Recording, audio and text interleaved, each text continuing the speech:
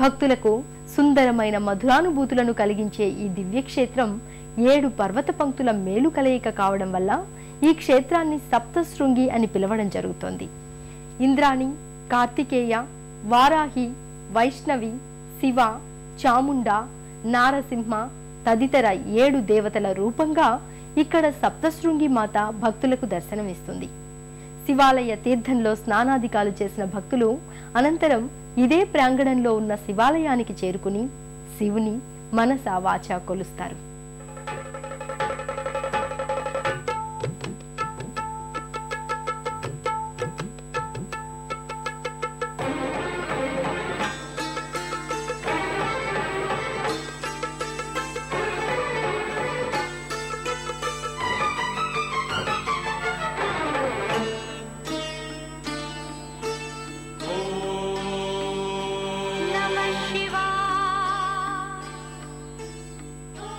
అత్యంత పురాతనమైన ఈ ఆలయాన్ని ఎప్పుడు నిర్మించింది ఇదమిద్దమైన ఆధారాలు లేకపోయినప్పటికీ ఈ ఆలయం అత్యంత మహిమాన్వితమైనదిగా చెబుతారు.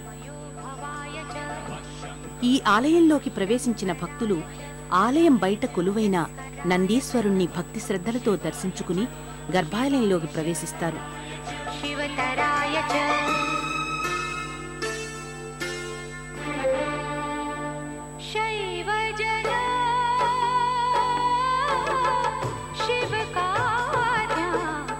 అక్కడ అతి పురాతనమైన పరమేశ్వర లింగాన్ని భక్తులు భక్తి శ్రద్ధలతో దర్శించుకుని హరహర మహాదేవా శంభో శంకర మా పూజలందుకుని మమ్మనుగ్రహించు స్వామి అంటూ ప్రణమిల్లుతారు. ఓ విచిత్రమైన అద్భుత లోకాన్ని తలపించే ఈ దివ్యక్షేత్రం నిత్యమూ భక్తులతో కిటకిటలాడుతుంది.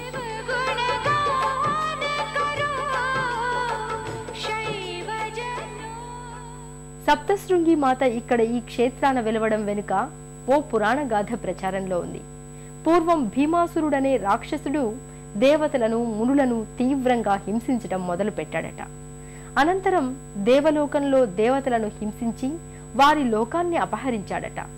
దేవతలు భీమాసురుడి ఆగడాలను భరించలేక మార్కండేయ మహర్షిని ప్రార్థించగా శక్తిమాత 7 రూపాల మేలు కలయిక అయిన సప్తశృంగి మాతగా అవతరించి భీమాసురుణ్ణి మట్టుపెట్టి లోకానికి శాంతి సౌఖ్యాలు అందించిందట.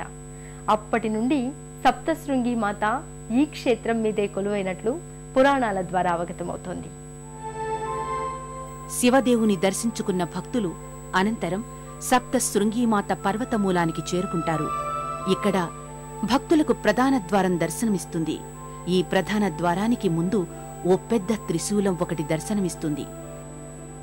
అమ్మవారి త్రిశూలానికి చిహ్నంగా ఏర్పాటు చేసిన ఈ త్రిశూలానికి భక్తులు భక్తితో ప్రణమిల్లుతారు. అనంతరం ఇక్కడే ఉన్న గుండంలో తమతో తెచ్చుకున్న పూజాద్రవ్యాలను వేసి మనసా వాచా అమ్మవారిని కొలుస్తారు. ప్రధాన ద్వారానికి ఎడమవైపు భాగంలో ఉన్న మహిషాసుర మందిరానికి చేరుకుంటారు. ఈ మందిరంలో మహిషాసురుడు గేదె రూపంలో భక్తులకు దర్శనమిస్తాడు. అమ్మవారు మహిషాసురుణ్ణి భీమాసురుణ్ణి హతం చేసి సప్తశృంగి కొండలపై కొలువై ఉండటం వల్లే దానికి చిహ్నంగా ఇక్కడ ఈ మందిరంలో మహిషాసురుడి విగ్రహాన్ని ఉంచి పూజిస్తున్నారు.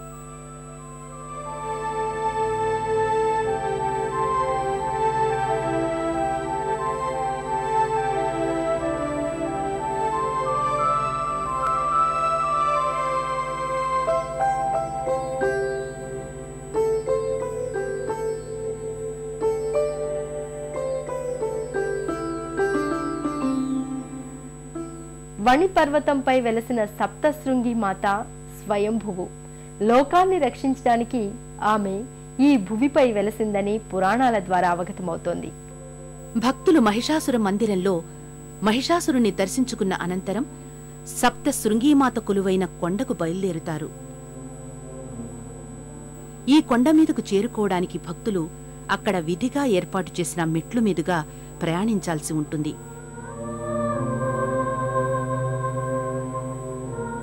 వీటిని ఉమాబాయి అనే భక్తురాలు 1710వ సంవత్సరంలో నిర్మించినట్లు చారిత్రక ఆధారాల ద్వారా అవగతమవుతోంది.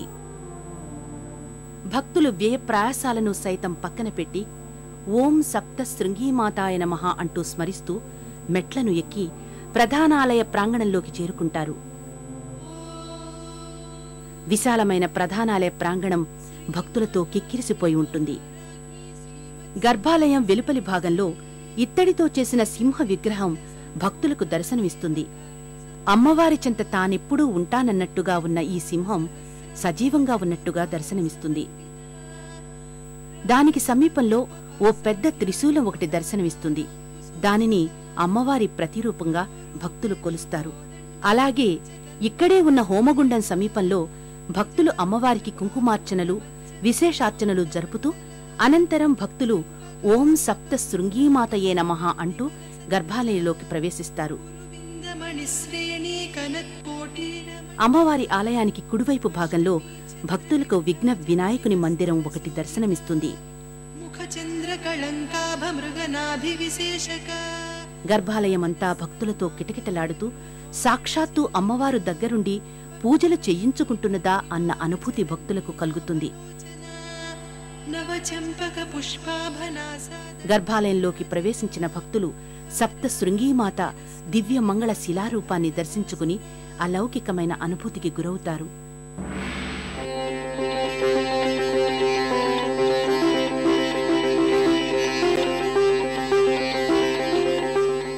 అమ్మా, జగజ్జనని, ఆది పరాశక్తి, మా పూజలందుకుని మమ్ములను అనుగ్రహించు తల్లి అంటూ ప్రణమిల్లుతారు. ఈ దేవి అష్టభుజాలను అష్టలక్ష్ములుగా భక్తులు భావిస్తారు.